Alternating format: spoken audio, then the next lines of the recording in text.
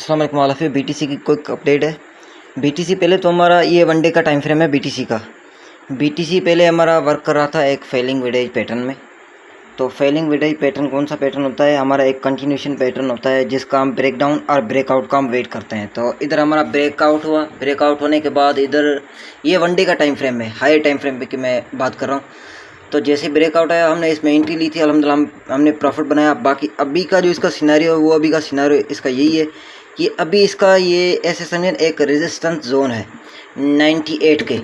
अगर ये 98 के को इधर से क्रॉस करता है और अपवर्ड हमारे पास ऐसी एक ग्रीन कैंडल बनाकर इसको अपवर्ड क्रॉस करता है तो हम इसका अगला जो नेक्स्ट टारगेट देख सकते हैं 1,04,000 से लेकर 1,08,000 तक इजीली देख सकते हैं। अदरवाइज़ हमारे पास इधर लिक्विडेशन भी पड़ी है डाउनवर्ड, 95 के पर भी लिक्विडेशन पड़ी है और 88 के पर भी लिक्विडेशन पड़ी है, क्योंकि अभी वेल्स अक्यूमुलेट कर रहे हैं, लॉन्ग को भी शॉर्ट को भी, दोनों को मीन्स दोनों में पोजीशंस क्रिएट कर रहे हैं।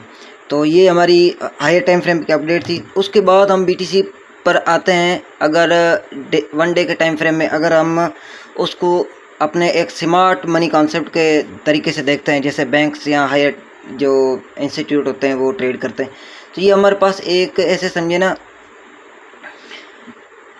इधर से इसने ब्रेकआउट दिया, ब्रेकआउट देने के बाद ये हमारे पास एक रेजिस्टेंस जोन था तो इसका भी इसने ब्रेकआउट दिया, ब्रेकआउट देने के बाद डाउनवर्ड गया, अभी ये अपवर्ड गया। अभी इधर जो है ना इसका ये एक ऑर्डर ब्लॉक है, एक बेरिश ऑर्डर ब्लॉक है। अगर ये इधर से रिजेक्शन लेता है 98 के से रिजेक्शन लेता है तो ये इजीली डाउनवर्ड आएगा 88 के तक डाउनवर्ड आके नेक्स्ट जो इसका पॉसिबल मूव है वो 1,00,000 को टच करके फिर दोबारा ये अगेन डाउन आएगा 80 के तक। अगर ये 80 के तक डाउन आता है तो बेस्ट हो जाएगा और जो है ना हम स्पॉट में अच्छी खासी बाइंग करेंगे। बाकी अभी जो सिनेरियो है तो हम चलते हैं यूएसडीटी डोमिनेंस पर। यूएसडीटी डोमिनेंस क्या होता है? अगर यूएसडीटी डोमिनेंस हमारा अप जा रहा है तो हमारे बीटीसी के पर क्या असर पड़ता है? अगर यूएसडीटी डोमिनेंस अप जाता है तो हमारा जो बीटीसी होता है वो बीटीसी डाउन आता है। अभी यूएसडीटी डोमिनेंस भी ऐसे समझिए ना एक साइडवेज मूवमेंट पर है। ये जो इसका आप देख रहे हैं साइडवेज ही मूवमेंट पर है। अगर इसका ब्रेकडाउन आता है ये भी ऐसे समझिए ना इसका एक लोकल सपोर्ट एरिया है।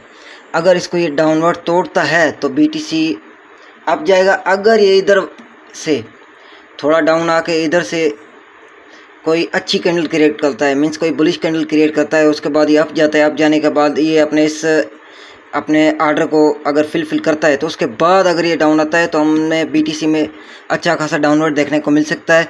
और अगर बीटीसी डाउन आएगा तो हमारे अल्ट्स भी डाउन आएंगे। अब मैं आपको अल्ट्स की सिचुएशन दिखाता हूँ जो हमारा बीटीसी डोमिनेंस होता है। तो बीटीसी डोमिनेंस का इजीली सिनेरियो है, वो कोई लंबी चौड़ी कोई बात नहीं है। बीटीसी डोमिनेंस हमारा ये हायर टाइम फ्रेम है, 4 आवर का टाइम फ्रेम है, हायर टाइम फ्रेम है। 4 आवर में क्या था? बीटीसी डोमिनेंस जो है ये बीटीसी नहीं है, बीटीसी डोमिनेंस है। अगर बीटीसी डोमिनेंस अप जाता है तो हमारे अल्ट कॉइन डाउन आता है। अगर बीटीसी डोमिनेंस हमारा अगर डाउन आता है तो हमारे अल्ट कॉइन अप जाते हैं। तो ये पहले एक बुलिश फ्लैग में वर्क कर रहा था बीटीसी डोमिनेंस। उसके बाद जैसे इसका ब्रेकआउट हुआ, ब्रेकआउट होने के बाद इसने अच्छी खासी रैली दी है। रैली करने के बाद डाउन आया, डाउन आने के बाद इसने अपने रीटेस्टमेंट के एज ए रीटेस्टमेंट, जिसको हम प्राइस एक्शन के थ्रू पर एज ए रीटेस्टमेंट लेते हैं, लेकिन ये इधर हायर जो है ना इंस्टीट्यूट की बाइंग हुई है, उस वजह से मार्केट थोड़ा डाउन है। डाउन आने के बाद जैसे उन्होंने इधर अपने आल्ट्स में पोजीशन को क्लोज किया है तो मार्केट इधर से ही बीटीसी डोमिनेंस की अब गई है। अब बीटीसी डोमिनेंस का ये जो सिनेरियो, अगर इधर ये बेरिश कैंडल क्लोज करता है, आज रात की क्लोजिंग बेरिश आती है, उसके बाद पॉसिबल सिनेरियो ये तो ये डाउन आए और इधर से ये अपने एज अ सपोर्ट एरिया को टच करे। टच करने के बाद जैसे अगर ये डाउन आता है तो हमारे अल्ट कॉइन ऊपर जाएंगे, सिंपल बात है। अब मैं आपको बीटीसी की लिक्विडेशन दिखाता हूँ, जो हमारा लिक्विडेशन हीट मैप होता है। तो बीटीसी का लिक्विडेशन हीट मैप है, अगर हम अपवर्ड पर देखते हैं तो 98 के पर हमारे पास हायर लिक्विडेशन पड़ी है। तो मैंने इधर भी आपको बीटीसी का क्या सिनेरियो बताया था 98 के। ये सिनेरियो आपने देखा 98 का ही मैंने बताया था। ये जो हमारे पास ऑर्डर ब्लॉक है इधर, तो ये 98 के पर भी लिक्विडेशन है। अगर ये इधर से लिक्विडेशन उठाता है, लिक्विडेशन इसने उठा दी ऐसे समझे, क्योंकि रिसेंटली बीटीसी ने 98 के टच किया है। उसके बाद हायर लिक्विडेशन जो हमारी पड़ी है ना वो 95 के पर पड़ी है, ये जो हमारे 95 के का जोन है। उसके बाद अगर हम वेल्स की आर्डर्स को देखते हैं, वेल्स के आर्डर जो हम देखना चाहें अगर देखते हैं तो वेल्स के आर्डर ये सारे आपके सामने हैं।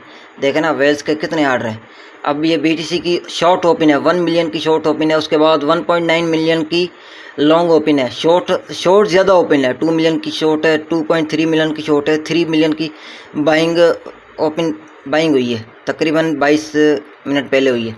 तो ये सारा सिनेरियो, सारी सिस्टम, इसमें क्या है देखे ना, वेल्स हायर जो वेल्स है, अभी $3 मिलियन की जो है ना, ये एक लॉन्ग पोजीशन ओपन की हुई है और $97,353 पर इसने ओपन की है लॉन्ग की पोजीशन, $3 मिलियन की लॉन्ग की है और वो भी BTC में की है।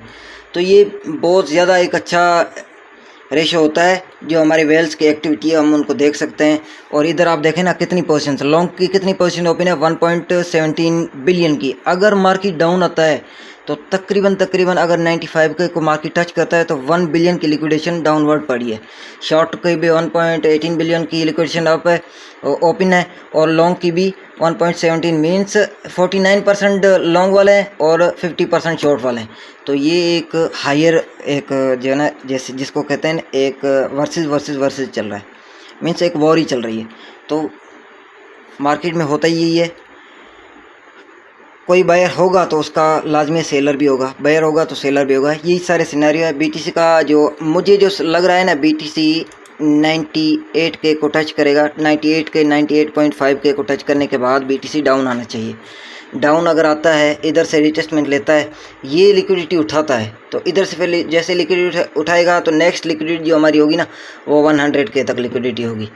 तो ये पॉसिबल सिनेरियो है। उम्मीद है आपको मेरी वीडियो पसंद आई होगी। अपने दोस्तों के साथ लाइक शेयर फॉलो लाजमी करें। थैंक यू, जज़ाकल्लाह।